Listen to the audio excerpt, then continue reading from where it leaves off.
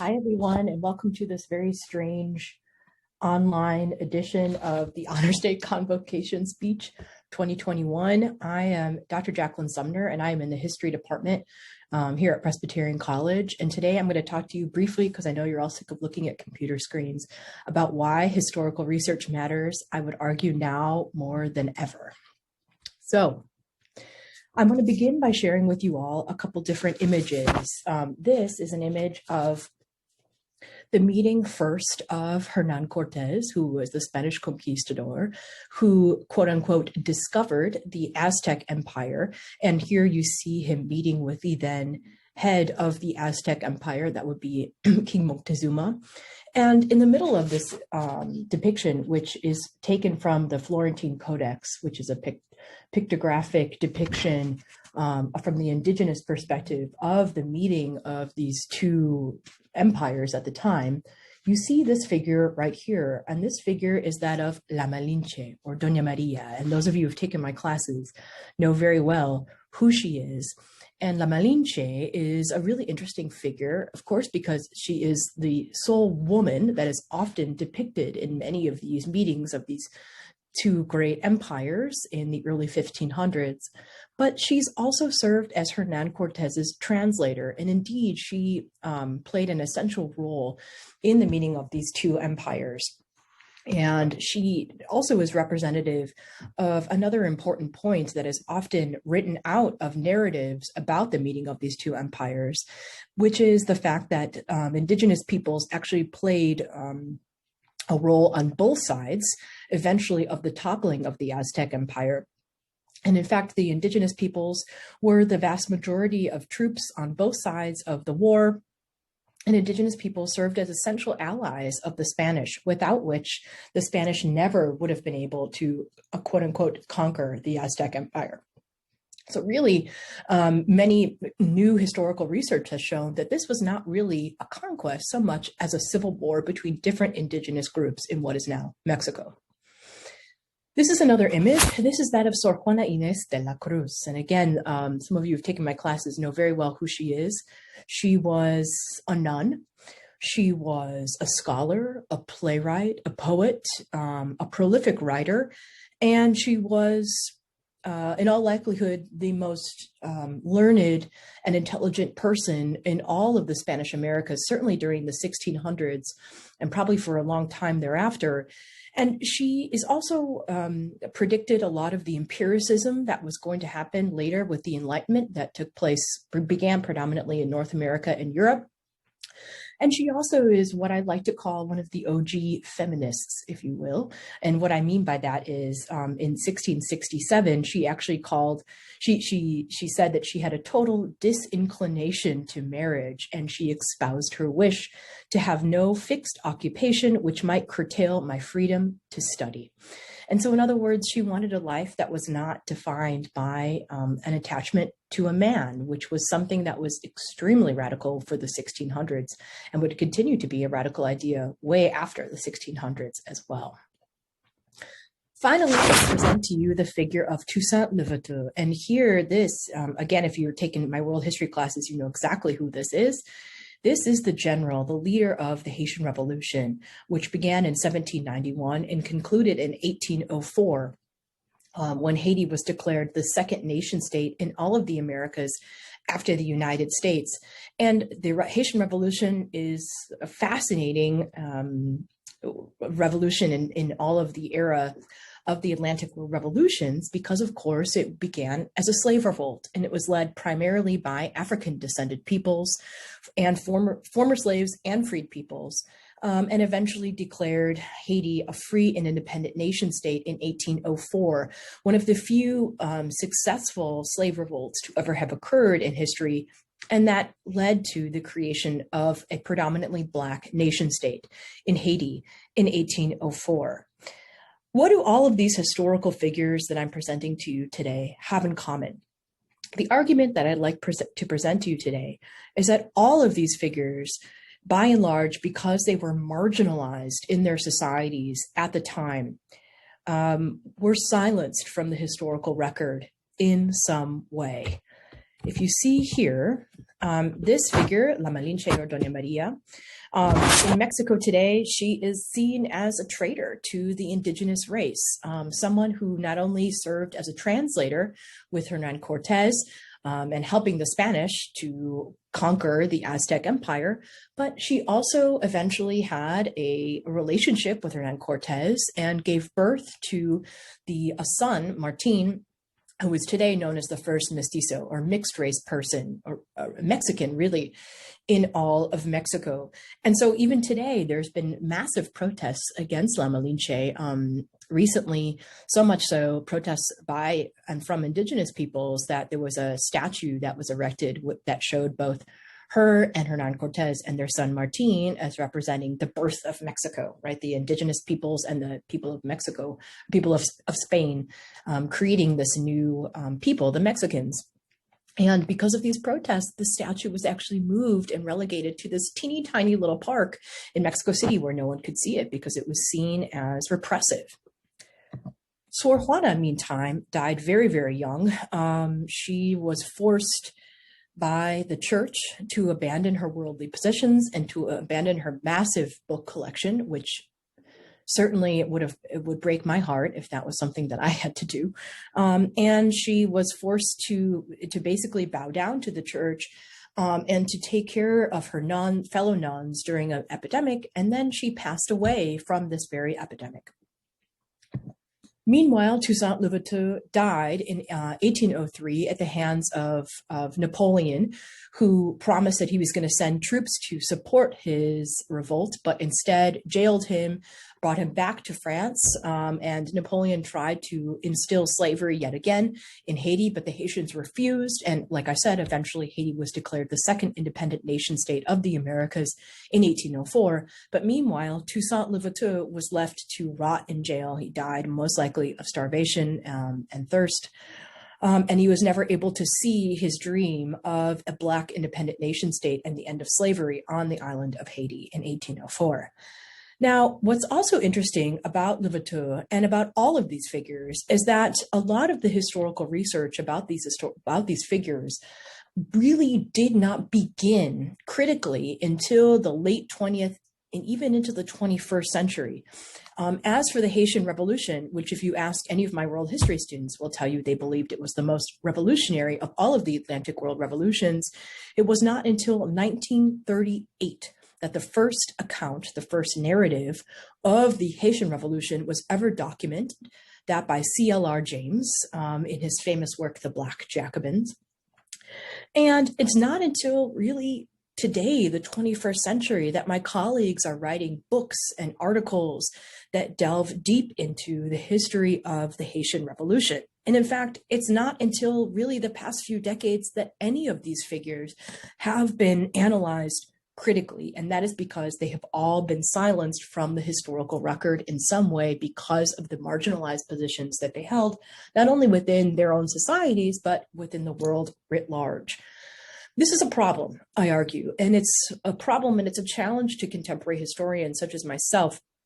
I believe it is our job as historians today to rectify these silences, to bring the voices of marginalized peoples back into the historical narrative of today.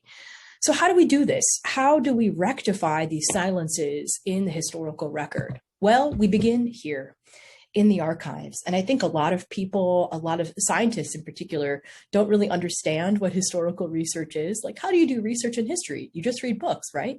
No, your work begins here. The archives are our laboratories. I have visited dozens of archives myself, big giant archives like this one. This is the National Archives of Mexico. I've done a lot of work there over the years. And teeny tiny little archives. I mean, I'm talking about some old lady opening up a dusty room for me and handing me stacks of papers that had been water damaged, and me sitting for days looking through these water damaged papers in 19th century Spanish, of course. But it's this kind of work that makes history so interesting and also so frustrating, because you're spending day after day in these archives. Sometimes you find nothing that's relevant to the research question that you're trying to answer. And sometimes you find gold and you just don't know what's going to happen. Same with the laboratory, right? You just don't know what kind of results you're going to get. if any. This is a very solitary kind of work. History work is not very collaborative. Most articles, most books are published by a singular author. And the reason why I highlight this is because the other thing that archives do in visiting archives, especially beyond the United States, is you begin to form a community with other historians. You also begin to immerse yourself in the culture in which the archive is located. So in my case, I've spent years living and working in Mexico, and getting tacos outside the archives and meeting friends and making a community there and getting to know the place where I work. So the first place that we go to try to answer these questions is right here in our archives. But what do we do when there are no archives? I mean, or the voices that we want to find are not recorded in the archives. Certainly in the case of the two female figures that I presented to you, in particular, La Malinche has been silenced.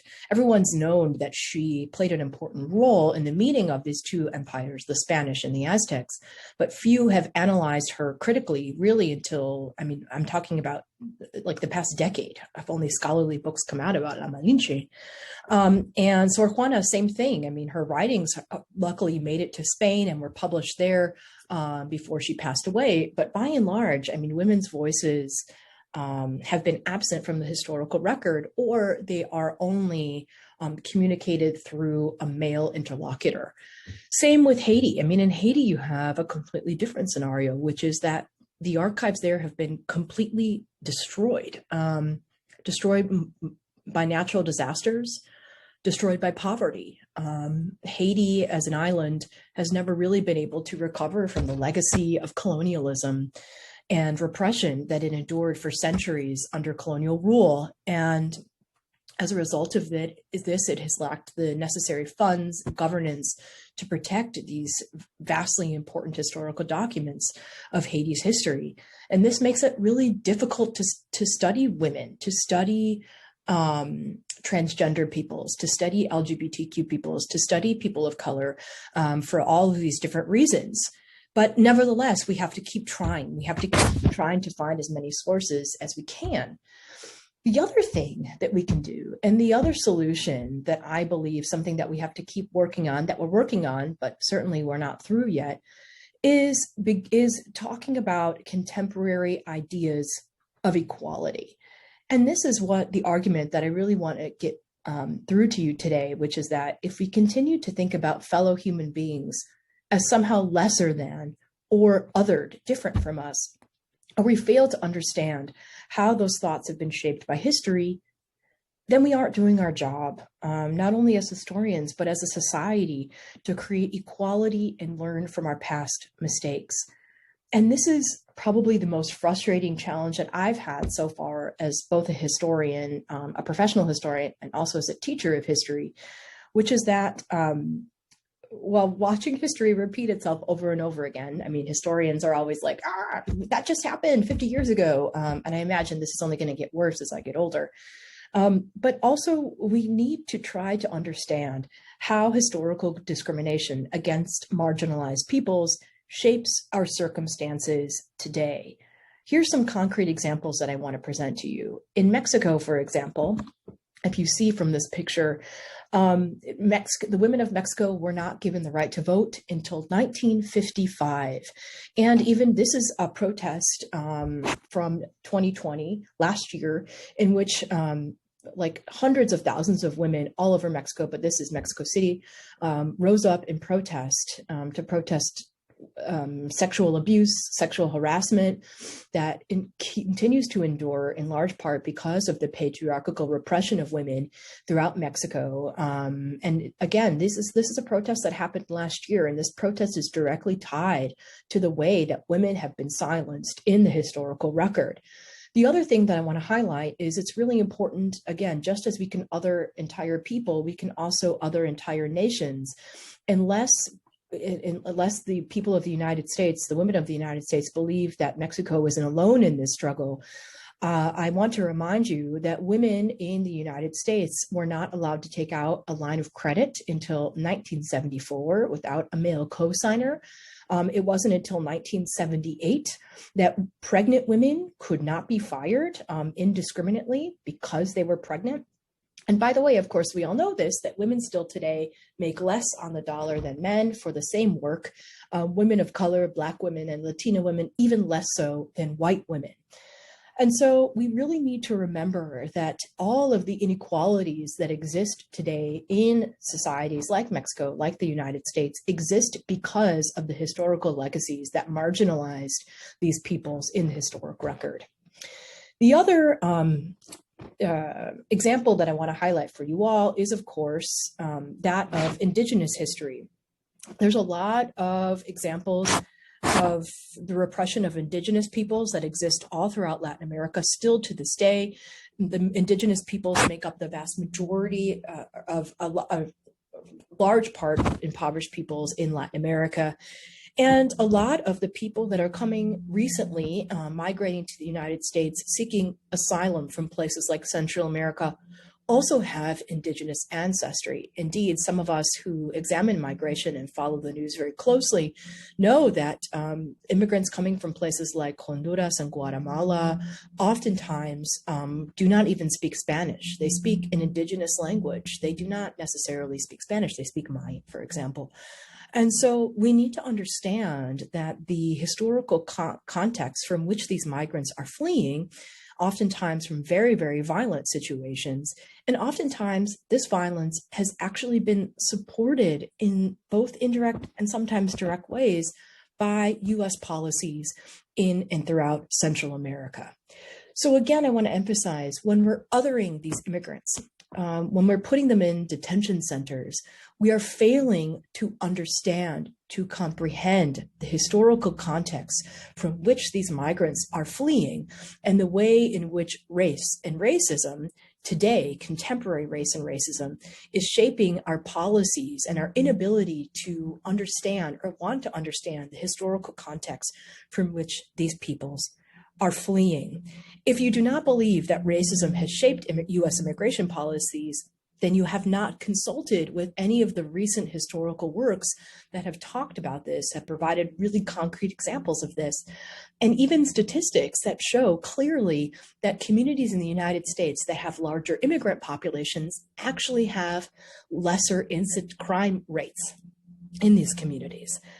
And so I think what I want to conclude with for today is to emphasize to you all that as a historian, again, as a professional historian and as a teacher of history, my job, and I think all of our job as historians, is to get students to connect the past with the present.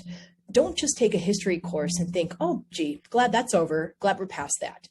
Everything that you see today is a result of history. And I really want to emphasize to you that we have a long way to go to make the historical record reflect the reality of the lived peoples that lived in historically, and all of the marginalized people that have been silenced from the historical record. We need to work to resuscitate their voices. The only way that we can do this moving forward is by working on representation and equality in the present. A prime example of how not to do this is the recent voting rights restrictions that the state of Georgia passed. If any of you know anything about democracy, you know in history, in order to make a democracy both more inclusive, but most importantly, more effective, right, is that we have to let as many people vote as possible. And laws like that are on the books now in the state of Georgia actually put us backwards in time as a step against democracy. We need to work against these kind of policies that are anti-democratic. This is not about left or right. This is not about liberal or conservative. It is about making a more inclusive democracy, one that reflects all of the actors of history in all places. So I'd like to conclude then with this quote from Professor James Grossman, University of Chicago professor and former president of the American Historical Association, which is that everything has a history. To think historically is to recognize that all problems, all situations, all institutions exist in contexts that must be understood before informed decisions can be made. no entity, corporate, government, nonprofit can afford not to have a historian at the table. We need more history majors, not fewer. So those of you who are hemming and hawing about declaring that history or major or minor, know that, yes, there's a lot you can do with that. In fact, I would argue that it's a really, really necessary thing that we have more and more history majors today. Thanks, everybody, and take care. Happy Honors Day.